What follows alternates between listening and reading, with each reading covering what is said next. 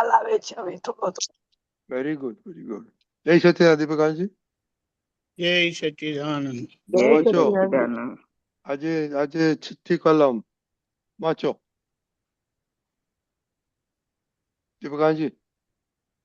જય સચ્ચિદાનંદ. હે દાદા ભગવાન, મને કોઈ પણ દેહધારી જીવાત્મા પ્રત્યે સ્ત્રી પુરુષ અગર નપુંસક ગમે તે લિંગધારી હોય તો તેના સંબંધી કિંચિત માત્ર પણ વિષય વિકાર સંબંધી દોષો, ઈચ્છાઓ, ચેષ્ટાઓ, વિચાર સંબંધી દોષો ન કરાય, ન કરાવાય કે કર્તા પ્રત્યે ન અનુમોદાય એવી પરમ શક્તિ આપો. મને નિરંતર નિર્વિકાર રહેવાની પરમ શક્તિ આપો. વેદ કરવા માટે એટલું બધું કીધું છે. હજી બાકી છે, બાકી છે. આ કાળમાં વિષય વિકાર સંબંધી લપસવાના સંજોગો ખૂબ વધી ગયા છે. વિષયમાં સુખ છે એવી માન્યતાને લીધે માણસની ચિત્તવૃત્તિઓ તે તરફ ખેંચાતી હોય છે. અહીં દાદા ભગવાન, અહીં દાદા અણહકના વિષય બરોબર.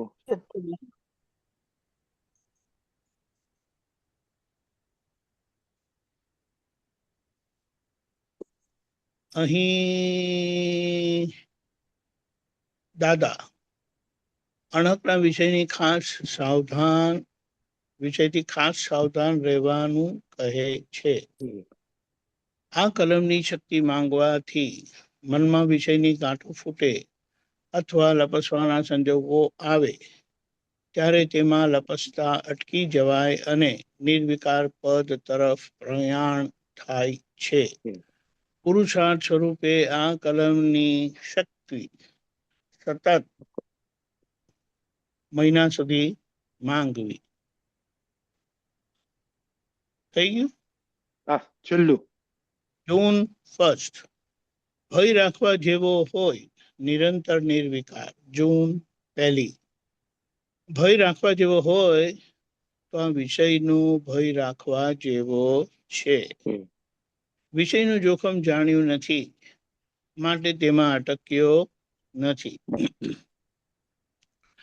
આમાં પહેલા તો આપણે આગળ જાઓ ત્યારે નિરંતર નિર્વિકાર એનો એક્ઝેક્ટ મિનિંગ શું છે? નિર્વિકાર, નિર્વિકારનો છેલ્લો પરમાર્થ મિનિંગ એમ થાય છે કે કોઈ પણ જાતની અસર નહીં. મૂર્તિની સામે કંઈ પણ કરે, મૂર્તિને કશી અસર થાય છે? કોઈ પણ જાતની લાગણી ભાવના કંઈ પણ થાય છે? એવી જ રીતે મૂર્તિ જોડે કંઈ પણ કરવામાં આવે, મૂર્તિ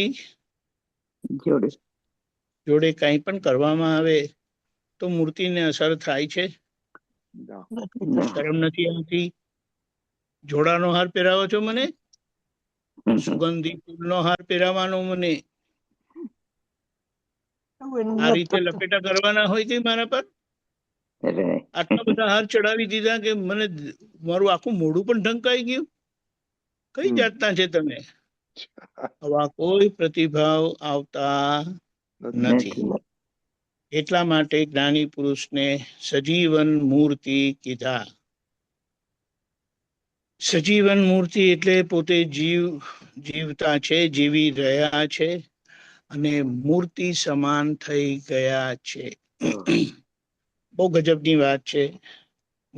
નિર્વિકાર પદ એ છેલ્લું પદ છે, વિતરાગ પદ છે, નિષ્પક્ષપાતી પદ છે, એને એમ કહીએ તો મોક્ષ પદ છે.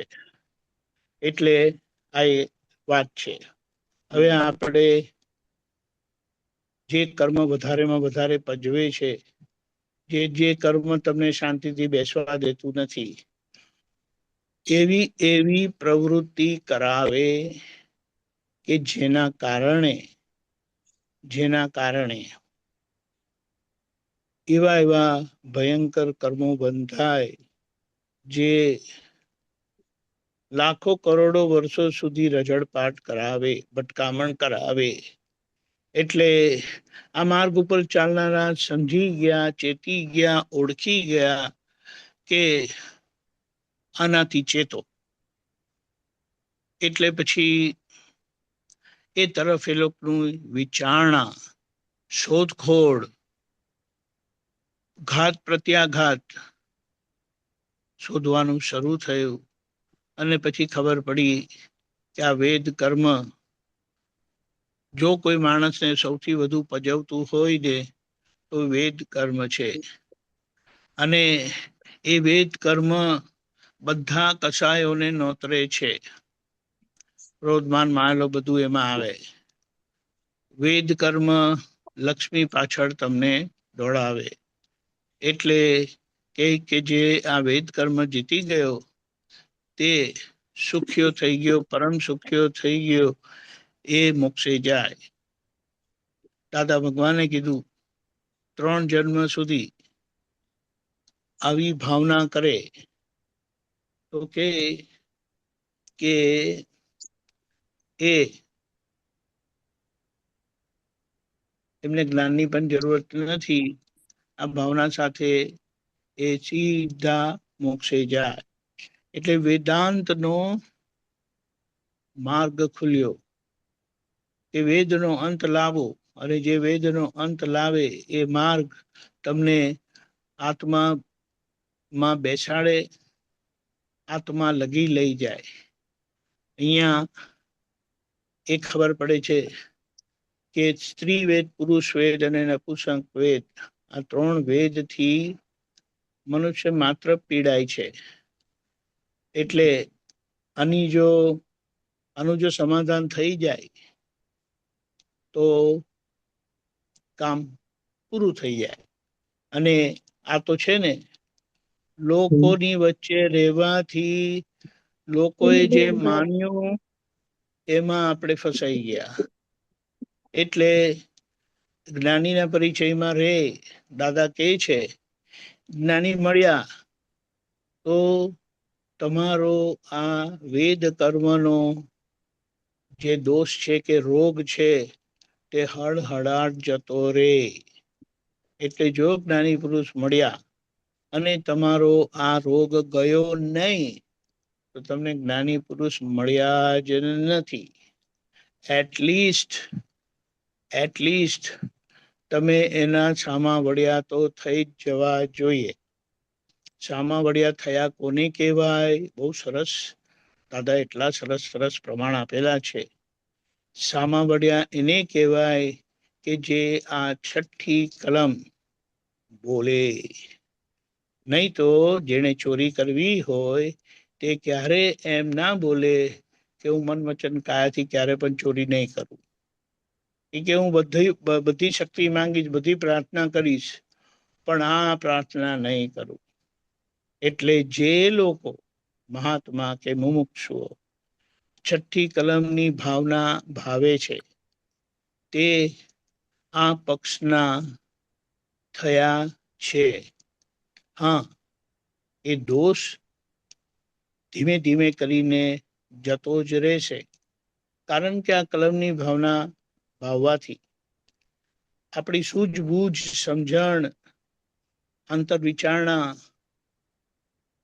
અંતર અવલોકન એટલું બધું ઊંડાણથી થશે કે પછી જે દાદાએ કીધું છે કે આમાં કશું છે જ નહીં, આ તો મૂર્ખાઓનો પ્રયોગ છે. એટલે અહીંયા એક વાત સમજવાની આવે છે કે આ પ્રક્રિયા દોષવાળી નથી. પણ જેમ દાદા અહીંયા આપણે કીધું સમજણ આપતા કે અણહકથી ચેતો. જ્યાં અણહક છે ત્યાં બધા જ જોખમ રહેલા છે. અણહક એટલે પ્રત્યક્ષ નર્કનું કારણ. આ મુદ્દો સમજી જવા જેવો છે. અણહક એટલે પ્રત્યક્ષ નર્કનું કારણ. પછી એ જ્ઞાન લીધેલા હોય ને તો એમને પણ એ વસ્તુ લાગુ પડે છે.